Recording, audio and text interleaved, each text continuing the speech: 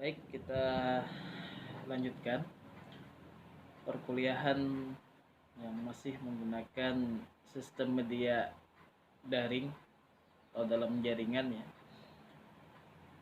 Mudah-mudahan ini cepat berlalu dan kita bisa berkumpul kembali dalam ruang kuliah secara langsung, karena memang kalau berbicara perbandingan, suasana pembelajaran lewat daring ini akan meminimalisir ruang diskusi kita. Sangat berbeda dengan sistem pembelajaran langsung yang kita bisa diskusi apa saja di ruang terbuka dan kita bisa beradu argumen dengan tujuan untuk ketajaman pemikiran dari mahasiswa. Jadi itu perbandingan awal, karena kita memang mata kuliahnya perbandingan administrasi negara yang membandingkan apa saja ya.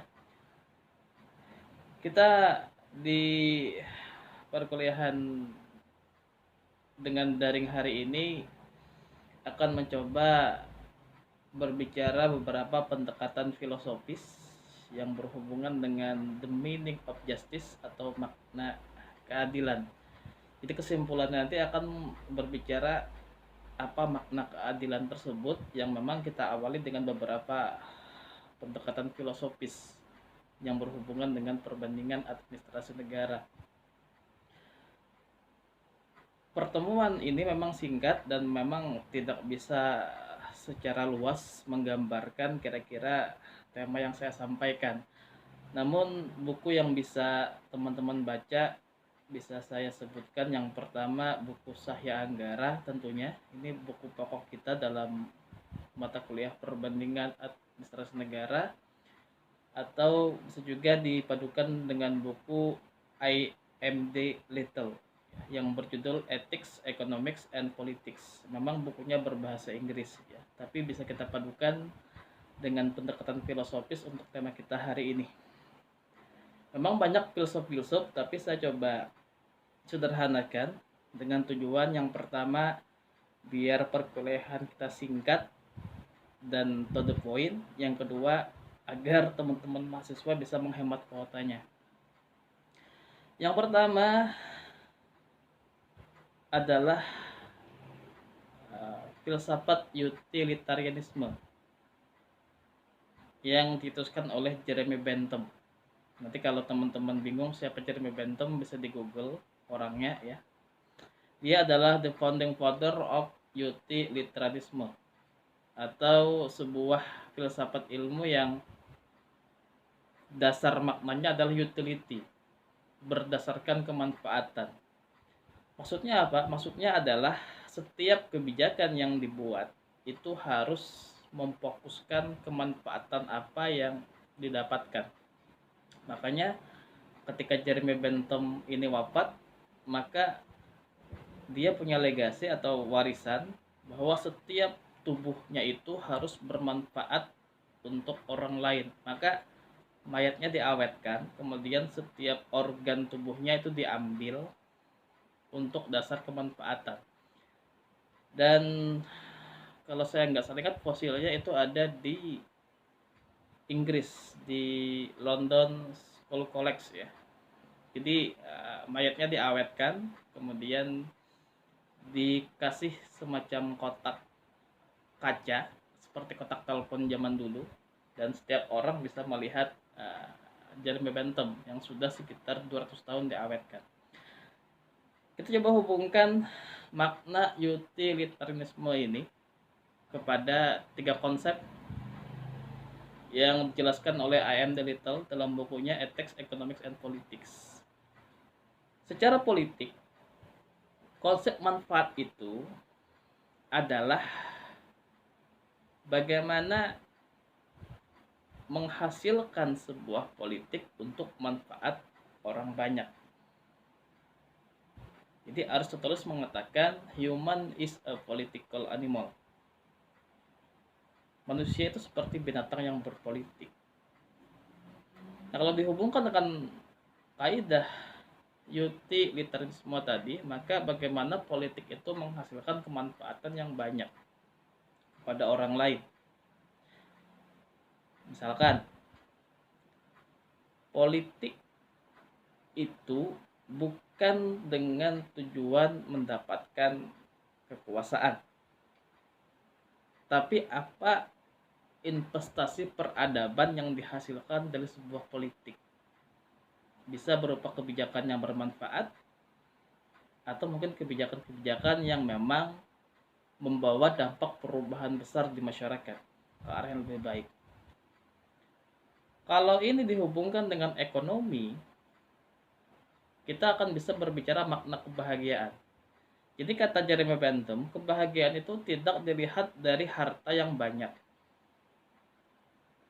namun dilihat dari atas dasar manfaat apa yang dia dapatkan. Contoh, sebuah contoh sederhana ya. Seorang wanita yang kaya raya, dia bisa membeli berbagai macam produk tas, berpuluh-puluh produk tas. Apakah itu disebut bahagia? Tidak. Jadi kebahagiaan tidak dilihat dari berapa jumlah barang yang dia punya, tapi dilihat dari manfaat apa yang dia dapatkan atas barang yang diperoleh. Itu ekonomi ya, kalau kita hubungkan filsafat ini ke ekonomi tadi. Bentar, ini masuk ya? Masuk guling. Kayak gitu dulu ya. Ketahuan bapak lagi streaming di kamar nih. Gak kelihatan tadi. Kayak gitu ya. Jadi itu konsepnya. Jadi kalau kita coba baca lagi di buku-buku lain, buku-buku filsafat lain, saya tertarik dengan buku tasawuf modern yang ditulis oleh Prof. Hamka. Di situ beliau menjelaskan makna kebahagiaan atas dasar kemanfaatan ya. Kalau dari Socrates mungkin kalau nggak tahu Google aja siapa beliau. Jadi Socrates itu mengatakan bahwa kebahagiaan itu didapatkan atas dasar jiwa yang suci. Bukan dari harta yang banyak, tapi rohani yang suci. Itu kalau Socrates. Kalau Aristoteles mengatakan bahwa kebahagiaan itu adalah ketika cita-cita kita, impian kita terwujud lewat mekanisme capaian kita. Jadi apa keinginan kita capai, itulah kebahagiaan menurut Aristoteles ya. Kalau kita ambil lagi filsuf-filsuf yang agak modern sekitar abad 18 mungkin seperti Leo Tolstoy ya dari Rusia. Dia mengatakan kebahagiaan itu adalah ketika kita bisa berbagi dengan orang lain. Jadi manfaat macam-macam ya secara kaidah filsafat filosofis tentang kebahagiaan.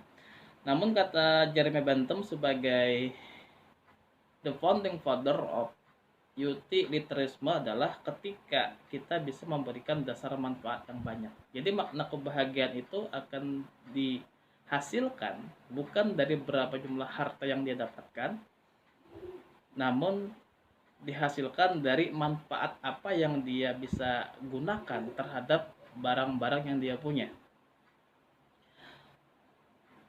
Kita coba hubungkan filsafat utilitarisme ini dengan mata kuliah kita, yaitu perbandingan administrasi negara dalam kaidah public policy. Ya. Jadi setiap public policy atau kebijakan publik pemerintahan itu akan menghasilkan dua hal, ethics of right dan ethics of care. Bingung? Kalau bingung sederhana gini. Ethics of right itu adalah ketika peraturan itu harus sesuai dengan mekanisme prosedur, tidak boleh melanggar peraturan. Sedangkan ethics of care itu adalah kita bisa melanggar peraturan dengan sikon yang memang itu membawa manfaat yang lebih banyak. Contoh, kalau dalam pemerintahan kita beri contoh sederhana saja. Polisi lalu lintas, ada polantas, ada lampu merah, lampu kuning, dan lampu hijau. Secara peraturan kita harus taat dengan traffic light tersebut. Lampu merah kita harus berhenti, lampu hijau kita ada motor lewat ya. Lampu hijau kita jalan gitu. Nah, itu adalah ethics of right. Artinya kita harus selalu berdasarkan peraturan. Namun polisi tentunya boleh mengatur sikon jalan meskipun lampu merah, polisi bisa menyuruh kendaraan atau mobil untuk jalan duluan. Kenapa? Karena memang mungkin untuk kondisi tertentu ya. Misalkan jalan lagi padat, meskipun lampu merah, tapi Polantas bisa memerintahkan orang-orang untuk jalan duluan meskipun lampu belum hijau untuk situasi tertentu. Nah, itu adalah ethics of care. Kebijakan yang diambil dalam sebuah administrasi atas dasar diskresi. Diskresi itu ya. Nah, itu contoh dalam hal perbandingan antara peraturan yang sudah dibuat dengan implementasinya. Jadi itu adalah konsep dalam utilitarianisme. Kalau konsep lain misalkan libertarianisme, itu penggagasnya adalah Immanuel Kant. Immanuel Kant, nanti kalau bingung silahkan googling siapa Immanuel Kant ya, sebagai the founding father of filosofis libertarianisme. Maksudnya apa? Maksudnya gini, seperti kebahagiaan orang itu, kalau konsep dari libertarianisme adalah tidak diukur dari kondisi. Orang yang nongkrong di warung kopi itu bisa jadi lebih bahagia daripada orang yang sedang jalan-jalan dengan mobil mewah. Kenapa? Karena orang yang nongkrong di warung kopi mungkin pikirannya lebih tenang. Sedangkan orang yang jalan-jalan dengan mobil mewah, dia frustasi karena macet. Itu makna kebahagiaan itu tidak diukur dari aturan ya, secara gamblang.